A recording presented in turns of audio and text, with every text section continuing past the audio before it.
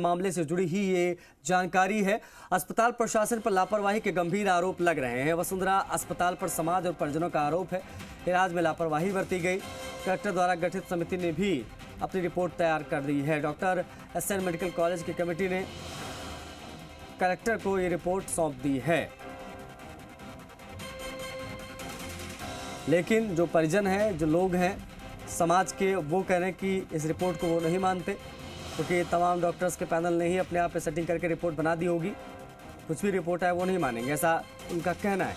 लेकिन ये रिपोर्ट जो है वो कलेक्टर द्वारा जो गठित समिति थी वो कलेक्टर को सौंप चुकी है report. Doctor SN medical college की कमेटी ने ये पूरी जाँच की और ये रिपोर्ट सौंपी। आरएस प्रियंका बिश्नोई के निधन से जुड़ी ये जानकारियाँ हैं। पोस्टमार्टम हो चुका है वसुंधरा हॉस्पिटल पर। तमाम बड़े आरोप लग रहे हैं।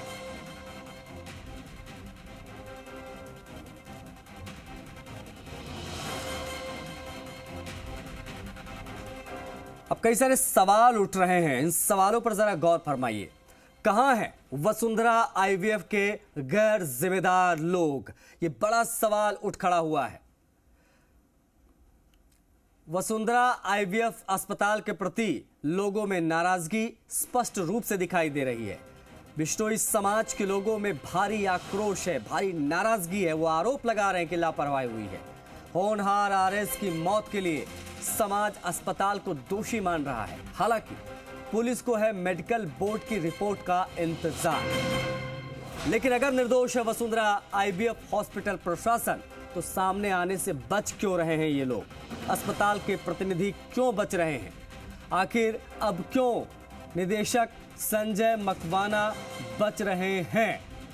जी मीडिया ने दिया बात रखने का मौका, लेकिन अब क्यों नहीं कर रहे हैं वो सवालों का सामना? ये बड़ा सवाल उठ खड़ा हुआ है। क्या सवालों से बचकर जवाबदेही से भाग पाएगा वसुंधरा आईवीएफ हॉस्पिटल?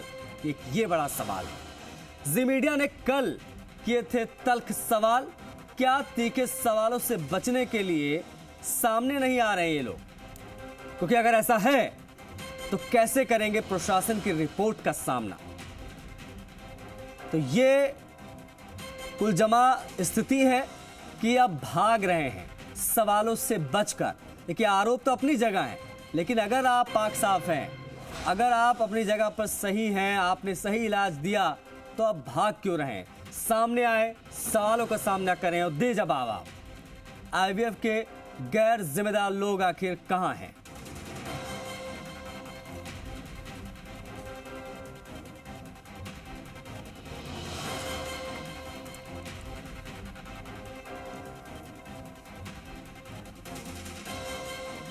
जोधपुर से हमारे सहयोगी राकेश भारद्वाज कनेक्ट हो गए हैं लाइव। बात करेंगे राकेश से।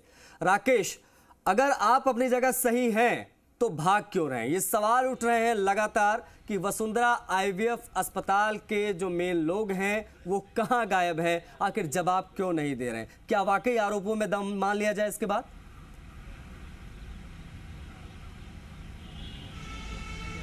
देखिए, अगर बात करें आरोपों के दम की, तो ये तो मेडिकल बोर्ड की रिपोर्ट में साबित होगा। लेकिन अभी तक जो परिवार और जो समाज है वो लगातार आरोप लगा रहा है, लगातार कार्रवाई की यही मांग है कि वसुंधरा हॉस्पिटल की कहीं न कहीं जो है वो लापरवाही रही है। ये अस्पताल प्रशासन के खिलाफ कार्रवाई की मांग परिवार और समाज लगातार कर रहा है। क्या आएगा रिपोर्ट में, ये तो रिपोर्ट आने के बाद खुलासा होगा। लेकिन अब तक का सबसे बड़ा सवाल है कि वसुंधरा हॉस्पिटल में जब इलाज हुआ 24 आवर्स तक वो कह रहे हैं कि हिस्टोस्कोपी का जो ऑपरेशन हुआ उसके बाद जो उसकी तबीयत बिगड़ी है, और तबीयत बिगड़ने के बाद अस्पताल प्रशासन की ओर से एक नई बीमारी के बारे में बात की गई, एवी मालफॉर्मेशन, यानी ब्रेन में एक पतली झिल्ली होती है वो फट गई और उसकी वजह से सिर में ब्लडिंग हुई और उसकी वजह से प्रियंका की मौत का वो कारण बता रहे हैं अस्पताल प्रशासन इस बारे में।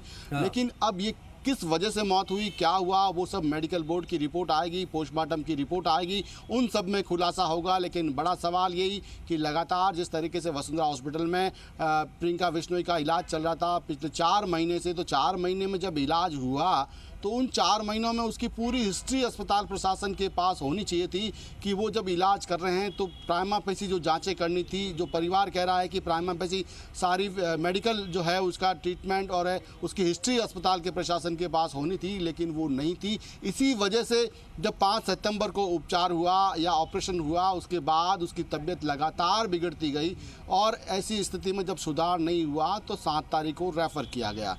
अगर उनके पास पूरी मेडिकल हिस्ट्री होती, उनके पास जांच रिपोर्ट होती, तो निश्चित रूप से ये जो बीमारी अब नई बात कर रहे हैं, जो अहमदाबाद में जाके डायग्नोसिस हुई है, वो बीमारी यहाँ पर भी डायग्नोसिस हो सकती थी। लेकिन कहीं न कहीं जिस तरीके से परिवार ये कह रहा है कि इसके लिए जिम्मेवार अस्पताल था, उन्हें ये मेडिकल हिस्ट्री के बारे में जानकारी नहीं थी, ना ही उन्होंने कोई ऐसी रिपोर्टें करवाई जिससे उन्हें इन बीमारियों के बारे में जानकारी हो।